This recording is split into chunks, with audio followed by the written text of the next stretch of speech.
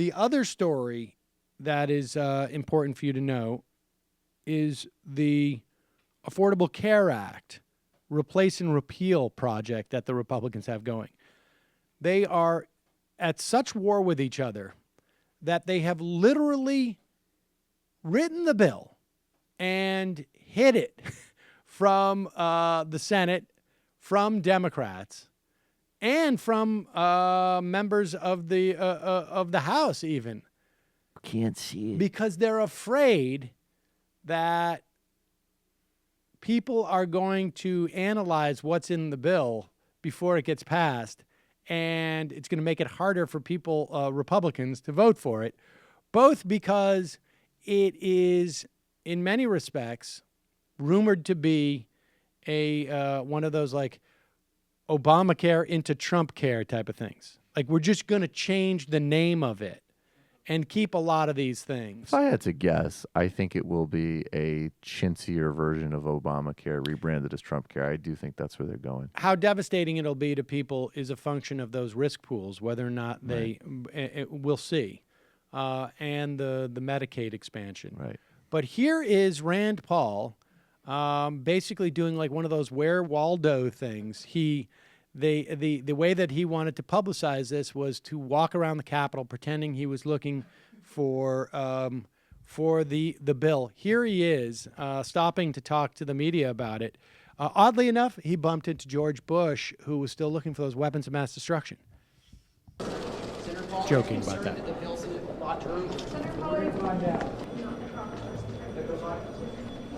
Here he is.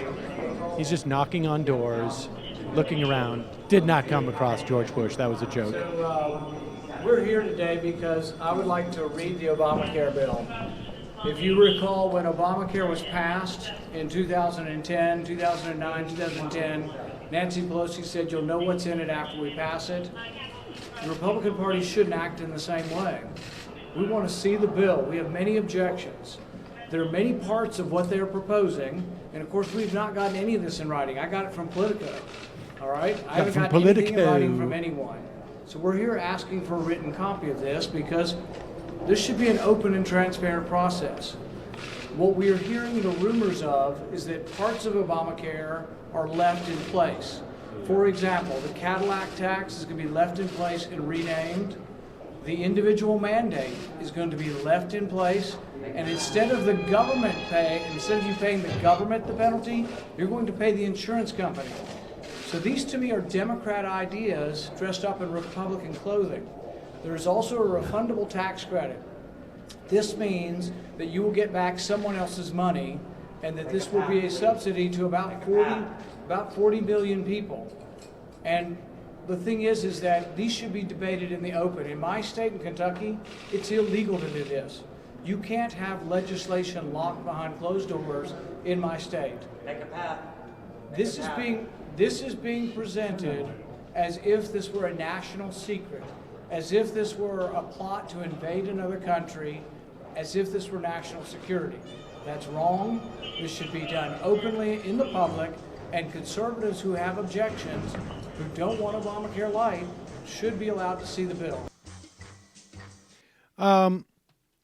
He cannot stay on script. The irony of what he said, that it's a Democrat bill dressed up in Republican clothing, is that actually it's a Republican plan dressed up in Democrat clothing, dressed back into Republican clothing.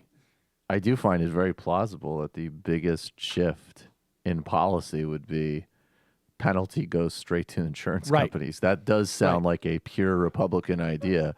Let's use the state to personally coerce people to enhance the profits of parasitic middlemen. Sounds like the definition of Republican governance. Affordable Care Act did that too. I mean, we would pay massive subsidies. Well, that's why it's a Republican plan. Yes, exactly. And I don't know why, the idea that this is a Democrat plan dressed up in Republican clothing. I mean, if it was really just not a genuine Republican plan, then why would the Republican Party, which controls every branch of our government, be pushing it. But isn't that the great part about Rand Paul, that like he just, especially in light of the fact that people forget this, but like a couple years ago he was on the Time magazine cover, like, look at the new political phenom coming from Kentucky, like he's a libertarian who's willing to talk to black people, you know, like he's really electrifying the American political scene. And of course his campaign was a total failure.